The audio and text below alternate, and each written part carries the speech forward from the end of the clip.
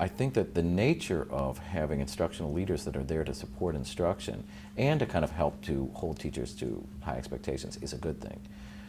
What I'm thinking now, and what the hope and the plan for next year, is expanding the team a little bit to become department heads, as opposed to they were grade level lead teachers, which also led to teachers who were essentially the grade level lead teacher for the, say for the freshman class, but that might have been a literature teacher, and it was a math teacher that was struggling.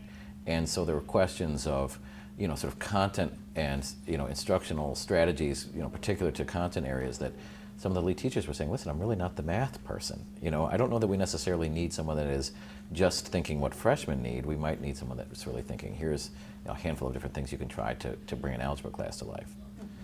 So moving to more of a department head model, and also what I think is very important as a next step for us is that we are going to, as a group, have conversations around what does support look like? What support do you as a teacher want and do you need? And have the teachers to really drive the defining of the process. And so that and there are things that I want too, but have the teachers define that process and say, this is the person that I want. This is the kind of support I want. And it might be that there are different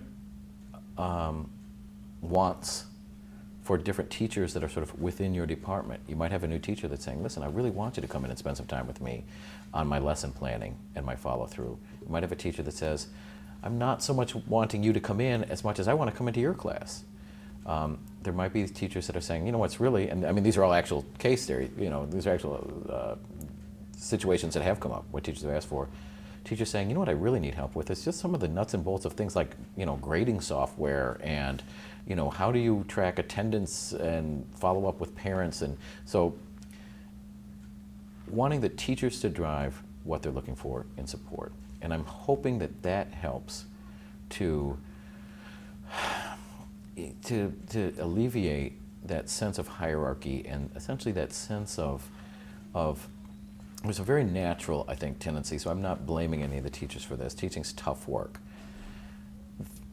There was a little pushback that came where teachers were coming into classrooms and saying, you need more support around building culture. And so going out and finding a bunch of lesson plans, a videotape, stuffing the teacher's box and sort of saying, I went out and I found a bunch of resources for you.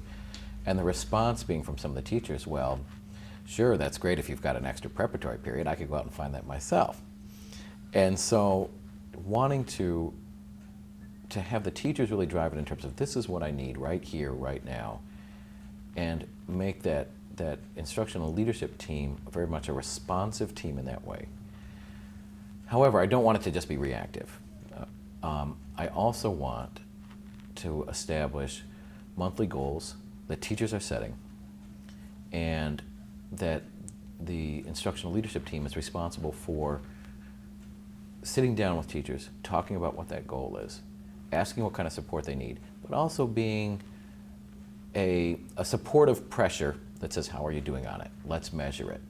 But sort of holding people to the goals that they set for themselves. So I guess the answer to it is I'm hoping that I can kind of deconstruct that sense of hierarchy and that it's not top down in the definition of the role, that it is coming from the teachers themselves, and yet still retain a leadership, still retain instructional leadership as defined as someone that is holding you to essentially the goals that you set and for high expectations. So there is some accountability there too.